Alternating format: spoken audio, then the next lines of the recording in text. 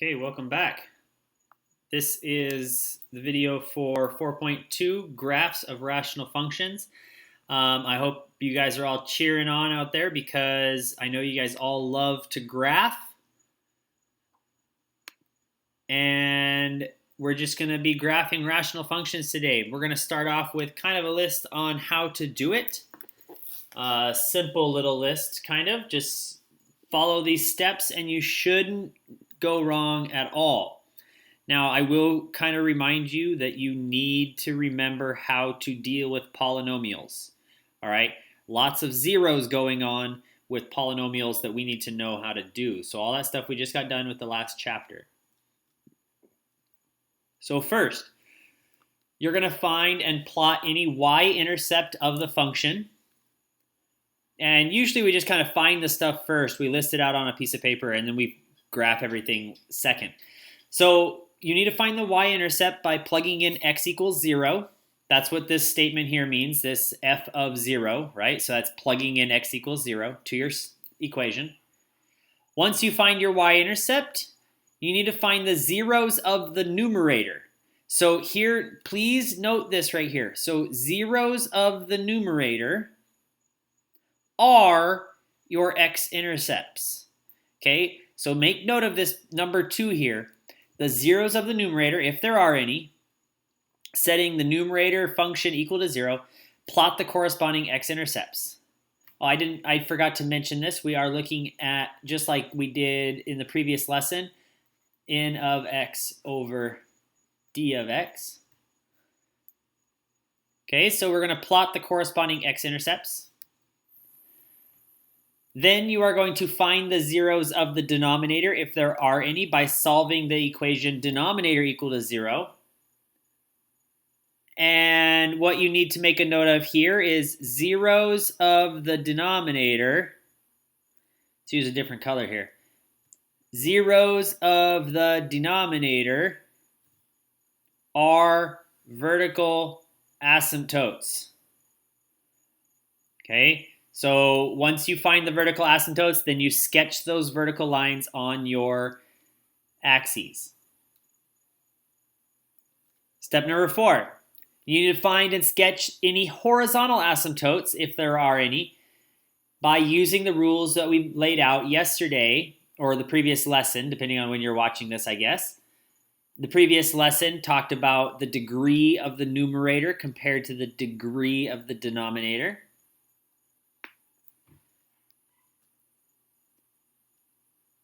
You're going to plot, this is where it starts getting interesting.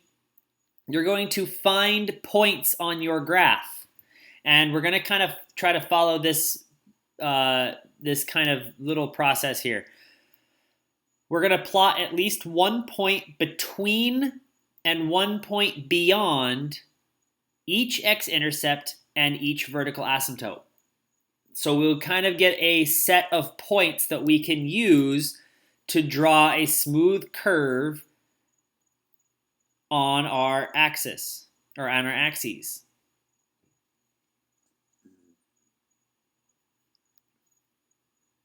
All right, so you have that. Let's go ahead and take a look at a couple examples here. So we're going to start off with a very, very simple example. And this example is the function f of x equals 3 over x minus 2. So all you're going to have to do basically is follow my examples for every single problem. Okay? So first of all, I want to figure out my y-intercept. My y-intercept is when I plug in x equals 0. I'm not going to show all your work here. I'm not going to show all my work here, but you're going to be able to do this on your own here. All right, so if I plug in 0, I get 3 over 0 minus 2, so I get negative 3/2.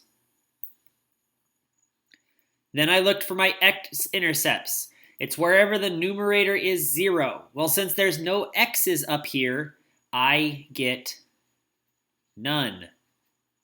There are no x-intercepts in this particular function. Then I want to look for vertical asymptotes. Vertical asymptotes are anything that make the denominator 0. And in this case, x equals 2 is my only vertical asymptote.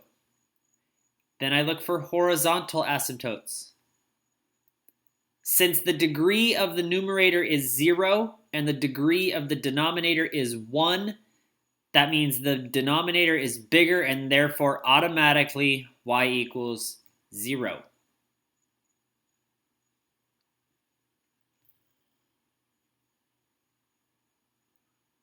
Okay, so this should set me up with enough information to sketch a graph of this function. All right, so we're going to sketch this here. I'm going to set up a couple tick marks.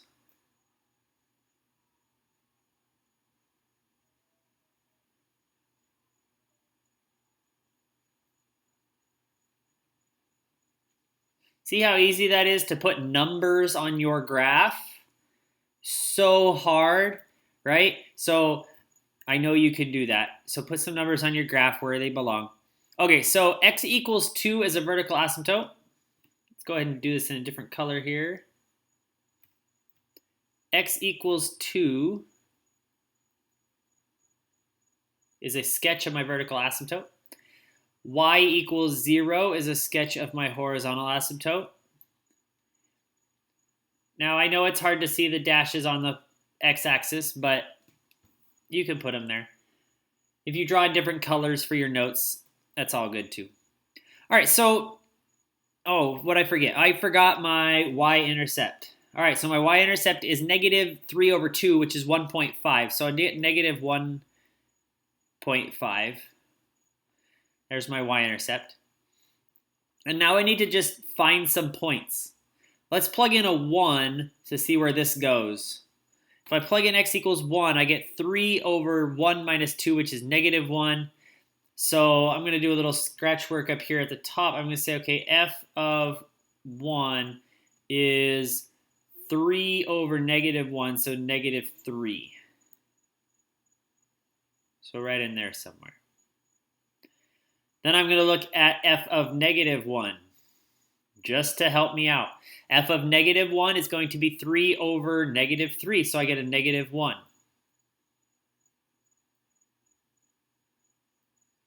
And that should kind of help me understand that these asymptotes are things that I have to follow, and I can kind of come up through here. This is really hard on this type of thing to graph like this. But there's one part of my graph. Okay, just because you have that part doesn't mean you're done. The only thing that x can't be is positive 2, which means x could be 3. So let's see what happens if I do f of 3.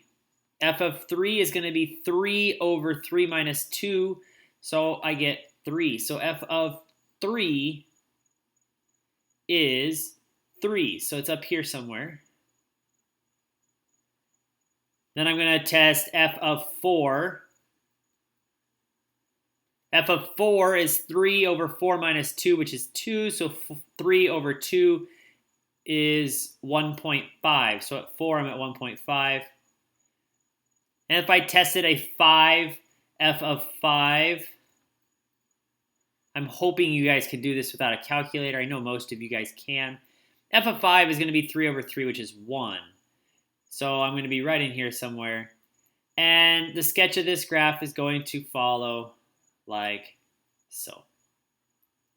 Okay, not too bad. This one's kind of the easy one because there's not much going on the function. There's nothing really going on in the numerator, not much going on in the denominator. All right, so let's clear this. Let's look at a second example. So now we're going to look at g of x is equal to, let's try something a little bit more challenging. Let's look at 2x minus 1 over x. Doesn't look much more challenging, but it's going to get a little bit extra stuff going on here. All right, so y-intercept. That's when x equals 0. But you'll notice that x is the only thing, 0 is the only thing x can't be. So there are no or y-intercepts. X-intercept, that's wherever the numerator is 0, and the numerator is 0 at positive 1/2. Oops.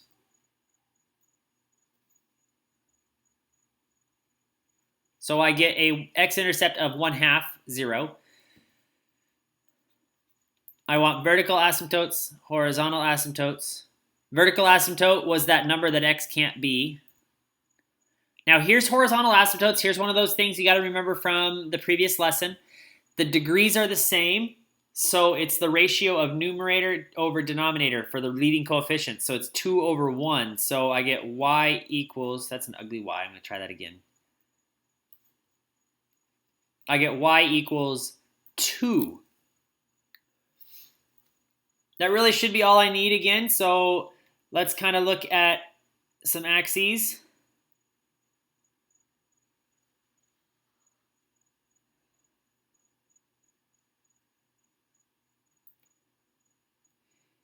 Give yourself a little bit of time here. Make a decent set of axes so you can actually get a good looking graph.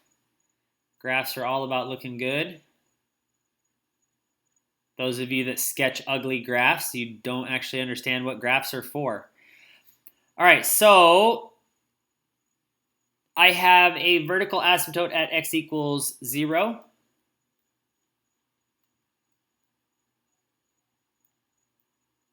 I have a horizontal asymptote at y equals 2.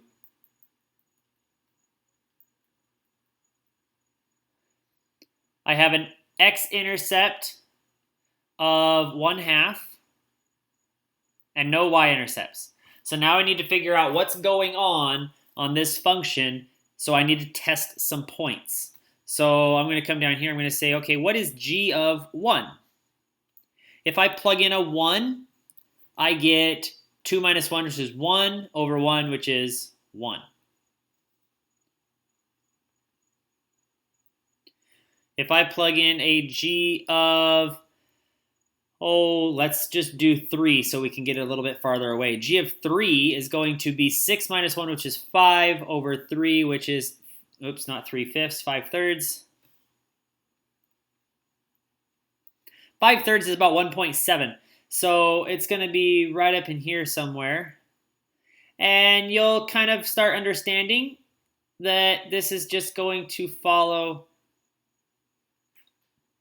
that curve thusly. And again, just because you have one piece doesn't mean you're done. Okay, so now let's test the other side of my vertical asymptote as those things mentioned before. So g of -1. Plug in -1, I get -3 over -1, which is 3. If I plug in -2, -2 is -4 minus 1, which is -5, over -2, which is 5/2, which is 2.5. And with a couple more points, you will begin to notice, or eventually in your own mind, you will begin to notice that this curve goes this way. All right, so notice this is one example where there's no y-intercept. All right, one more before we move on a little bit farther. Actually, we might be able to do 2 more here. So let's look at h of x is equal to x over x squared minus x minus 2. Now, whenever you see quadratics like this, I suggest going straight to factoring. Just factor it right away. All right? Just keep that skill there. Just know how to factor.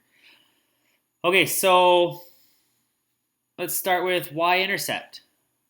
Y-intercept is when x equals 0. Well, if I plug in 0 in the numerator, that just becomes 0, and the whole fraction becomes 0. So my y-intercept is the point 0, 0, which means my x-intercept is also the point 0, 0. And there's none other because it's the only 0 for the numerator. My vertical asymptotes occur at the zeros of the denominator. So now notice we have 2 vertical asymptotes. And my horizontal asymptote, the numerator is less than the denominator, so automatically y equals 0. You'll start noticing these graphs can get very, very interesting. Or at least I think they're very, very interesting. Okay, so 1, 2, 3, 4. 1, 2, 3, 4. 1, 2, 3, 4. 1, 2, 3, 4. Me and my dorky self out here. Okay, plugging in what I know. I like using green for asymptotes because we don't want to go near that green. All right, so x equals 2. X equals -1.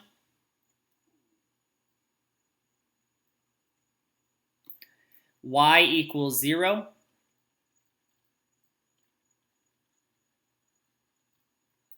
And now we need to plot our intercepts that we know. Now, here is where some of you guys are going to get really confused. And for the most part, I haven't said this yet, but we never ever cross vertical asymptotes, but we are allowed to cross horizontal asymptotes. They get the same name, but they don't actually have the same meanings. Okay, I'm in the word asymptote is what I mean. So you'll notice that our intercept actually crosses on the horizontal asymptote, but that's actually okay.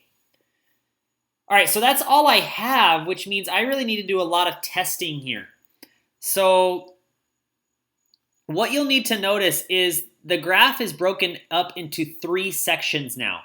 There's one on the left, one in the middle, and one on the right. There has to be something occurring in all 3 of those sections. So let's first test the left-hand side. Let's test f of -2. And if you plug in f of -2, I get -2 over 4 plus 2 minus 2, which is 2 over 4, which is -1/2.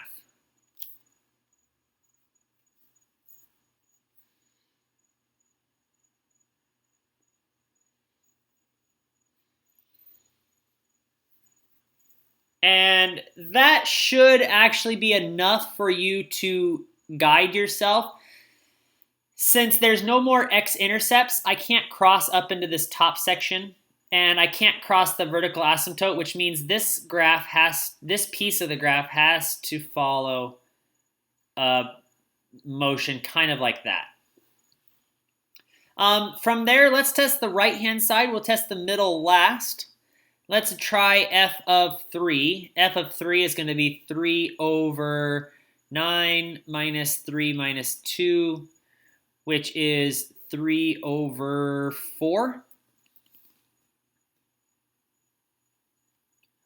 So at 3, I'm at 3/4. Now, again, that particular point should tell you that it's only up in this top section because there's no more crossing the x-axis, and I can't cross the vertical asymptote.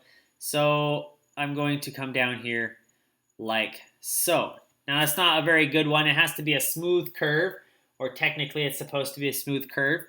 Okay, so try not to make any corners like this. I made it almost too sharp right there. Now we need to do some other testing. We need to test points on either side of this x-intercept because I don't know where it's going from this thing. It could come up here like this. It could bounce off of this intercept and come back down. It could go up like a cubic. It could come down like a cubic. It could look like a positive quadratic. There are 4 different options or 4 variations of this graph in the middle here that we need to take care of. So let's first do the easy one, f of 1. F of 1 is going to be the easy one because it's a nice number. F of 1 is going to be 1 over 1 minus 2, which is -1/2, which means I have a point here. But still, I don't know what's going on, so I have to actually test this fraction.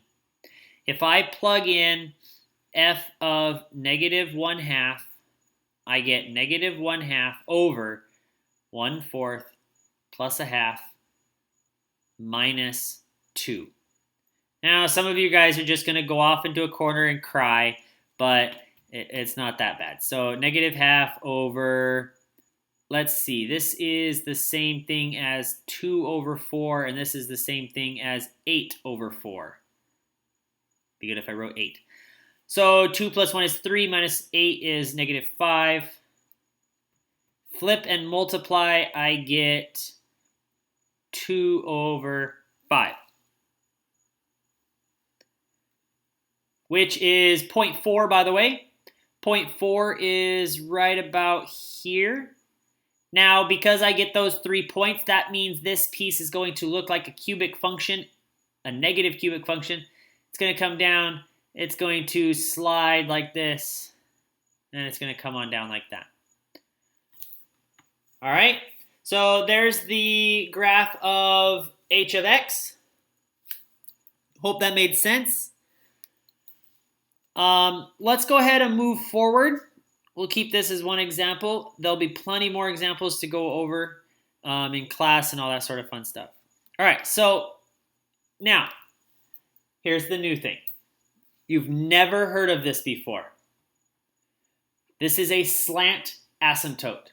So this is going to occur for us when the degree of the numerator is exactly 1 more than the degree of the denominator. Then the graph has a slant asymptote. What I mean by slant is just, it's not horizontal. It's going to, instead of going a graph like this, instead of have a horizontal asymptote, kind of like that,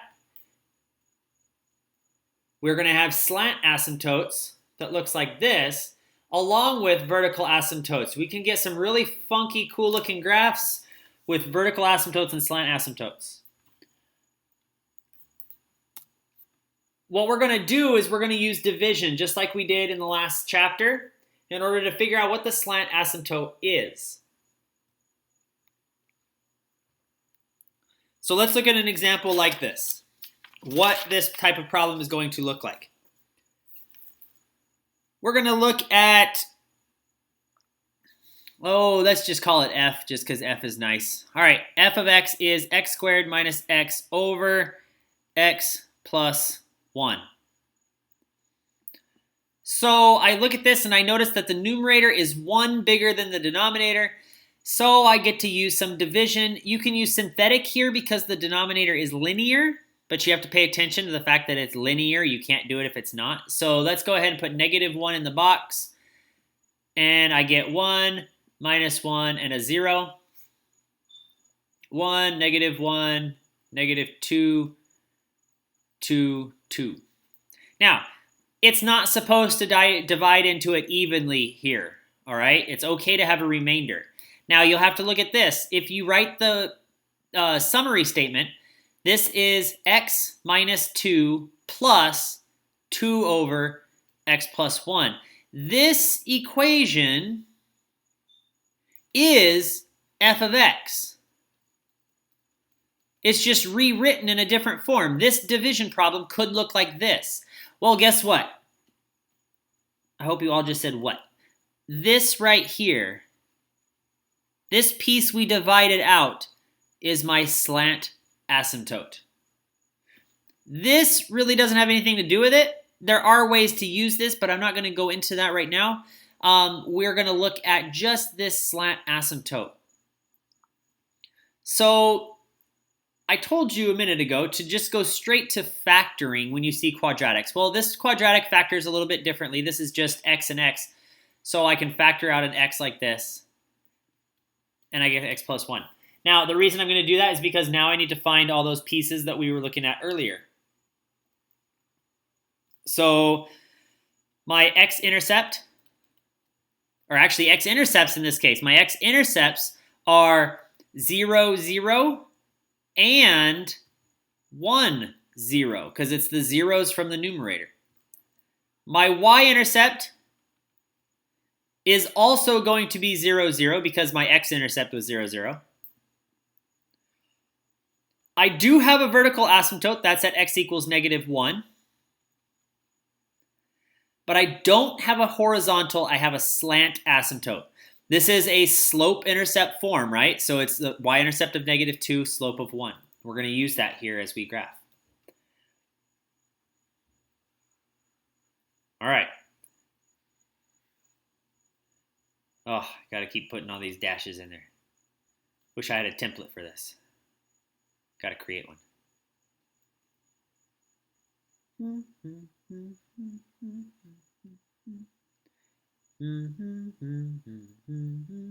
Okay. All right, so let's put in what we know. Let's put in some asymptotes first. So vertical asymptote of x equals -1. Slant asymptote of x minus 2. So I have an x-intercept of, or a y-intercept of -2, and a slope of 1. So up 1, right 1, up 1, right 1. Oops. Don't know why I put that there. Up 1, right 1, up 1, right 1. And I'm going to connect those two dots.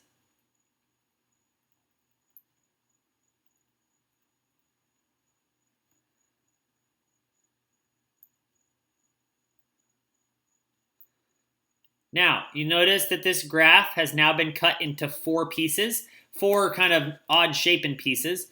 And you have to have a graph in 2 of those 4 spots.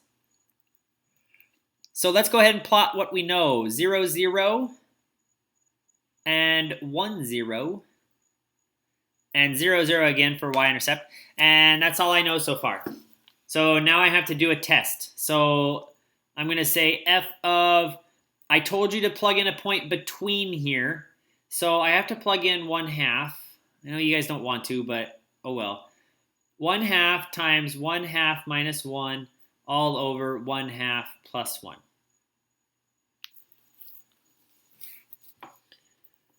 So this is equal to 1/2 times a -1/2, so it's a -1/4 over 3/2. Flip and multiply, you get, sorry, I'm going to go up the side here, you get -1 over 6, which is not a very big number. It's about 0.17. So it doesn't go below the x-axis very far. But what you can actually think about now is the fact that this tells me it has to kind of curve like this, like you see my mouse doing here. And it has to eventually follow the asymptotes. So I'm going to come down from this asymptote here. I'm going to come down. These are really ugly squiggly lines here. And it's going to follow that asymptote that way. You now have half your graph. All right, so notice we took care of the right-hand side. Now we need to take care of the left-hand side. So let's plug in f of -2. F of -2 is going to be -2 times -2 minus 1 over -2 plus 1, which is, this is -3, so or positive 6 over -1, so it's -6. Oh, -6 is way down here.